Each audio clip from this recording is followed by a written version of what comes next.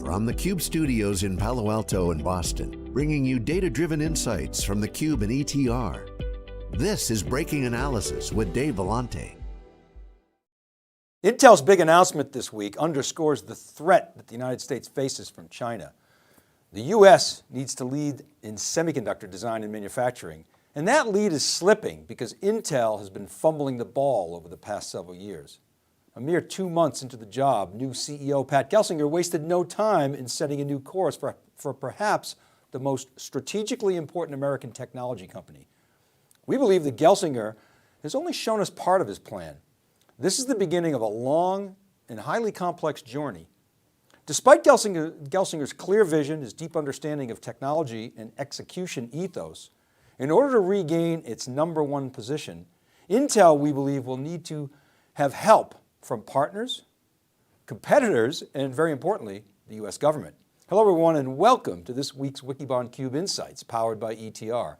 In this breaking analysis, we'll peel the onion on Intel's announcement of this week and explain why we're perhaps not as sanguine as was Wall Street on Intel's prospects, and we'll lay out what we think needs to take place for Intel to once again become top gun, and for us to gain more confidence. By the way, this is the first time we're broadcasting live with Breaking Analysis. We're broadcasting on the Cube handles, on Twitch, Periscope, and YouTube, and going forward, we'll do this regularly as a live program, and we'll bring in the community perspective into the conversation through chat. Now, you may recall that in January, we kind of dismissed analysis that said Intel didn't have to make any major strategic changes to its business when they brought on Pat Gelsinger. Rather, we said the exact opposite. Our view at the time was that the root of Intel's problems could be traced to the fact that it was no longer the volume leader because mobile volumes dwarfed those of x86. As such, we said that Intel couldn't go up the learning curve for next-gen technologies as fast as its competitors, and it needed to shed its dogma of being highly vertically integrated. We said Intel needed to more heavily leverage outsourced foundries.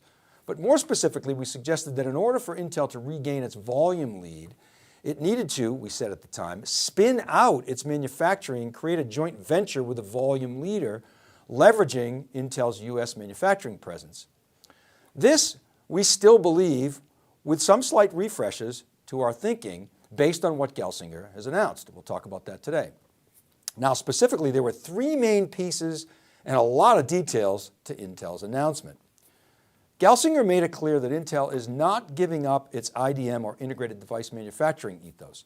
He called this IDM 2.0, which comprises Intel's internal manufacturing, leveraging external foundries, and creating a new business unit called Intel Foundry Services. So, okay, Gelsinger said, we are not giving up on integrated manufacturing. However, we think this is somewhat nuanced. Clearly, Intel can't, won't, and shouldn't give up on IDM. However, we believe Intel is entering a new era where it's giving designers more choice.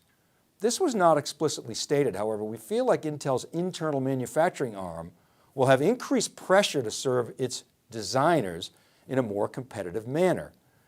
We've already seen this with Intel finally embracing EUV, or extreme ultraviolet lithography.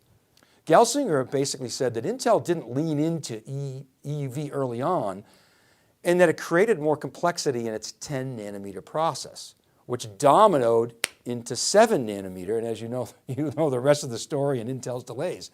But since mid last year, it's embraced the technology. Now, as a point of reference, Samsung started applying EUV for its 7 nanometer technology in 2018, and it began shipping in early 2020. So as you can see, it takes years to get this technology into volume production.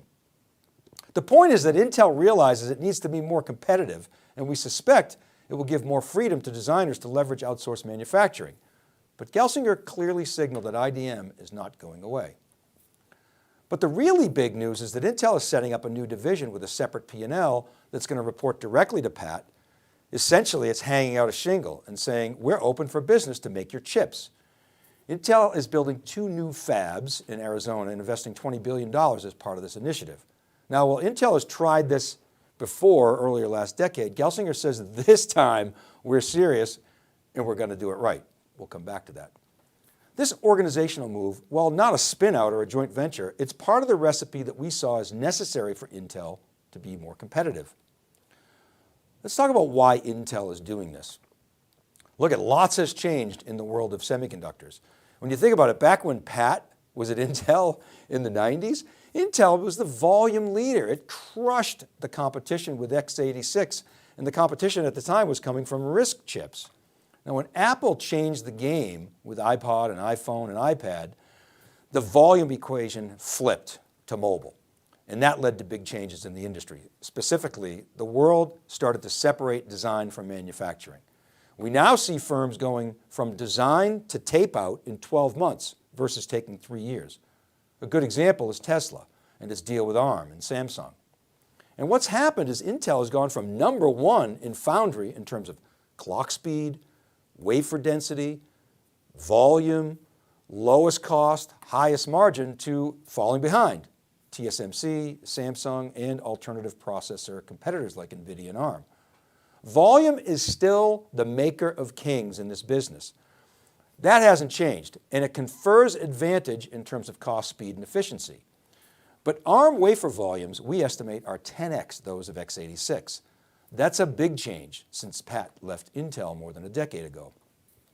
There's also a major chip shortage today. But this time it feels a little different than the typical semiconductor boom and bust cycles. Semiconductor consumption is entering a new era, and new use cases emerging from automobiles to factories to every imaginable device, piece of equipment, infrastructure. Silicon is everywhere. But the biggest threat of all is China. China wants to be self-sufficient in semiconductors by 2025. It's putting approximately $60 billion into new chip fabs, and there's more to come. China wants to be the new economic leader of the world, and semiconductors are critical to that goal. Now, there are those that poo-poo the China threat. This recent article from Scott Foster lays out some really good information, but the one thing that caught our attention is a statement that China's semiconductor industry is nowhere near being a major competitor in the global market, let alone an existential threat to the international order and the American way of life. I think Scotty is stuck in the engine room and can't see the forest through the trees. Wake up. Sure, you can say China is way behind. Let's take an example, NAND. Today, China is at about 64 3D layers, whereas Micron, they're at 172. By 2022, China's going to be at 128. Micron is going to be well over 200. So what's the big deal? We say talk to us in 2025 because we think China will be at parity. That's just one example.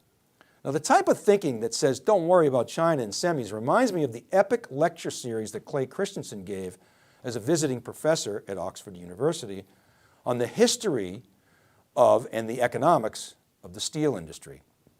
Now, if you haven't watched this series, you should. Basically, Christensen took the audience through the dynamics of steel production, and he asked the question, who told the steel manufacturers that gross margin was the #1 measure of profitability?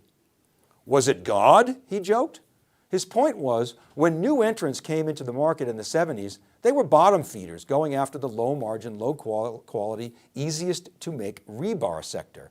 And the incumbents, they pulled back and their mix shifted to higher margin products and their gross margins went up and life was good. Until they lost the next layer and then the next and then the next until it was game over.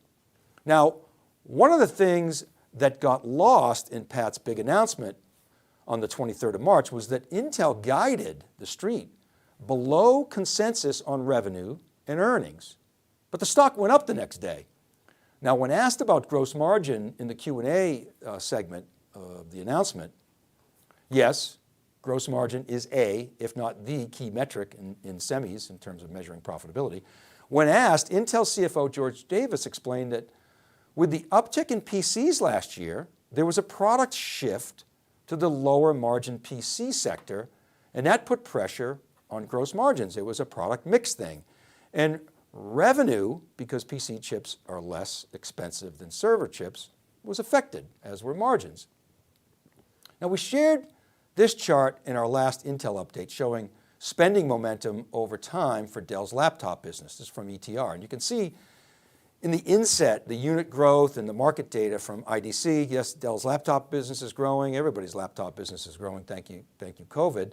But you see the numbers from IDC, Gartner, et cetera. Now, as we pointed out last time, PC volumes had peaked in 2011, and that's when the long arm of Wright's law began to eat into Intel's dominance. Today, ARM wafer production, as we said, is far greater than Intel's, and well, you know the story. Here's the irony. The very market that conferred volume advantages to Intel PCs has had a slight uptick last year, which was great news for Dell, but according to Intel, it pulled down its margins.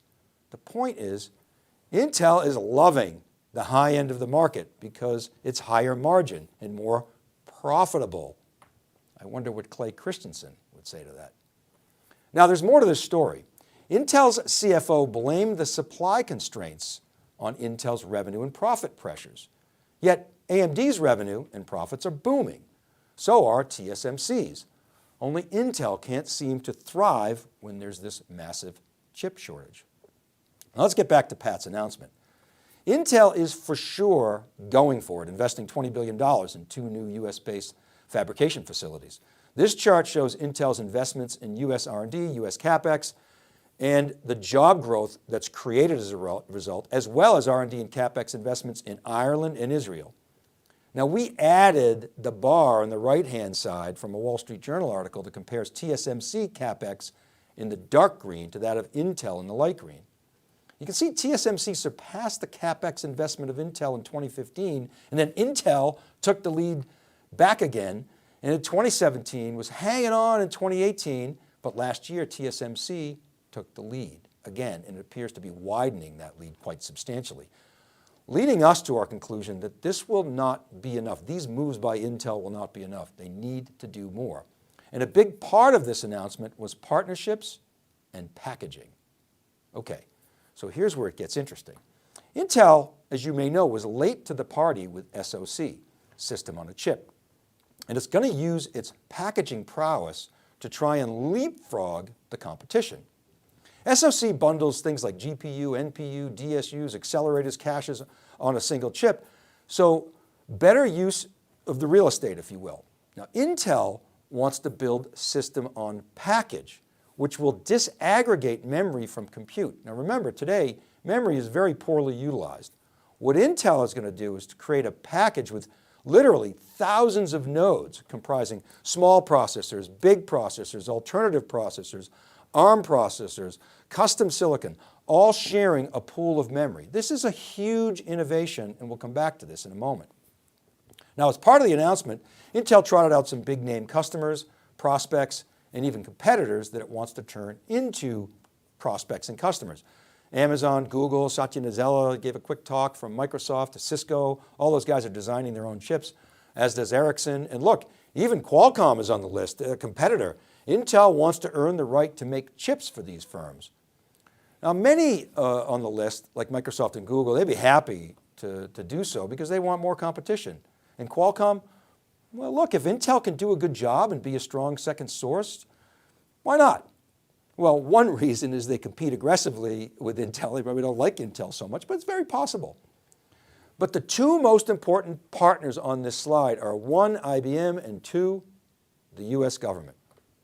Now, many people are going to gloss over IBM in this announcement, but we think it's one of the most important pieces of the puzzle. Yes, IBM in semiconductors. IBM actually has some of the best semiconductor technology in the world. It's got great architecture and is 2 to 3 years ahead of Intel with Power 10. Yes, power. IBM is the world's leader in terms of disaggregating compute from memory with the ability to scale to thousands of nodes. Sound familiar? IBM leads in power density, efficiency, and it can put more stuff closer together. And it's looking now at a 20x increase in AI inference performance. We think Pat has been thinking about this for a while, and he said, how can I leapfrog system on chip? And we think he thought and said, I'll use our outstanding process manufacturing and I'll tap IBM as a partner for R&D and architectural chops to build the next generation of systems that are more flexible and performant than anything that's out there. Now look, this is super high-end stuff. And guess who needs really high-end, massive supercomputing capabilities? Well, the US military.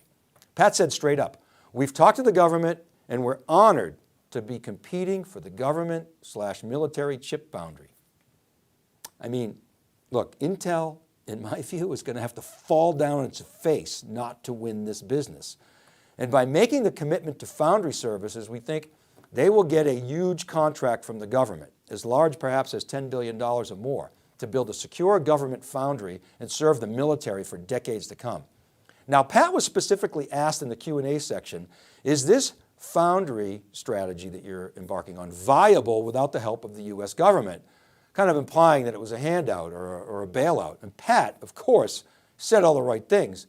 He said, this is the right thing for Intel, independent of the government. We haven't received any commitment or subsidies or anything like that from the US government. Okay, cool, but they have had conversations, and I have no doubt, and Pat confirmed this, that those conversations were very, very positive that Intel should head in this direction. Look, we know what's happening here. The US government wants Intel to win. It needs Intel to win, and its participation greatly increases the probability of success.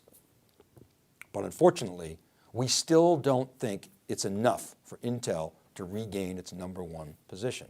Let's look at that in a little bit more detail. The headwinds for Intel are many. Look, it can't just flick a switch and catch up on manufacturing leadership. It's going to take 4 years, and lots can change in that time. Intel's market momentum, as well, as we pointed out earlier, is headed in the wrong direction from a financial perspective. Moreover, where is the volume going to come from? It's going to take years for Intel to catch up for ARMs if it ever can, and it's going to have to fight to win that business from its current competitors. Now, I have no doubt it will fight hard under Pat's excellent leadership, but the foundry business is different. Consider this, Intel's annual CapEx expenditures, if you divide that by their yearly revenue, it comes out to about 20% of revenue. TSMC spends 50% of its revenue each year on CapEx. This is a different animal, very service-oriented. So look, we're not pounding the table saying Intel's worst days are over. We don't think they are. Now, there are some positives, and showing those on the right-hand side. Pat Gelsinger was born for this job. He proved that the other day, even though we already knew it.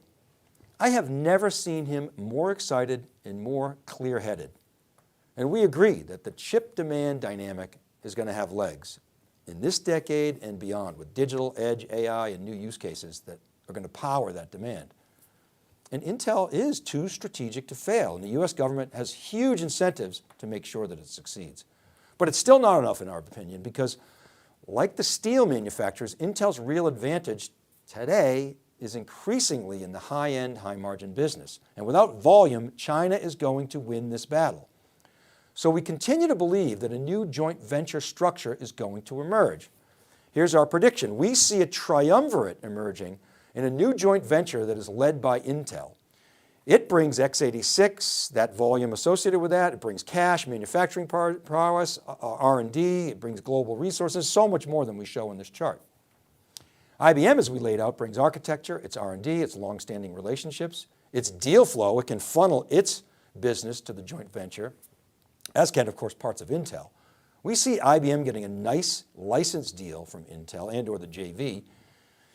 I mean, it has to get paid for its contribution, and we think it'll also get a sweet deal in the manufacturing fees from this Intel foundry. But it's still not enough to beat China. Intel needs volume, and that's where Samsung comes in.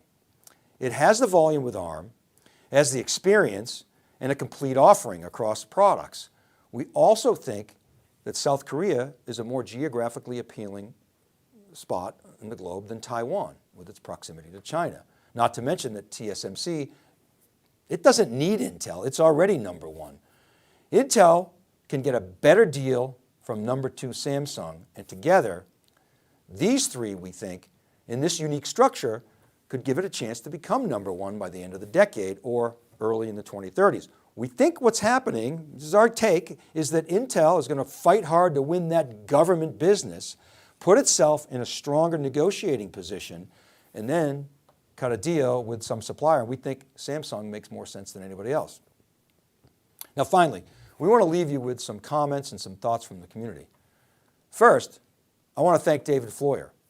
His decade plus of work and knowledge of this industry, along with his collaboration, made this work possible. His fingerprints are all over this research, in case you didn't notice. And next, I want to share comments from two of my colleagues. The first is Sarbjeet Johal. He sent this to me last night. He said, "We are not in our grandfather's compute era anymore. Compute is getting spread into every aspect of our economy and lives. The use of processors is getting more and more specialized and will intensify with the rise in edge computing, AI, inference, and new workloads." Yes, I totally agree with Sarbjeet. And that's the dynamic on which Pat is betting, and betting big. But the bottom line is summed up by my friend and former IDC mentor, Dave Michella. He says, this is all about China. History suggests that there are very few second acts, other than Microsoft and Apple.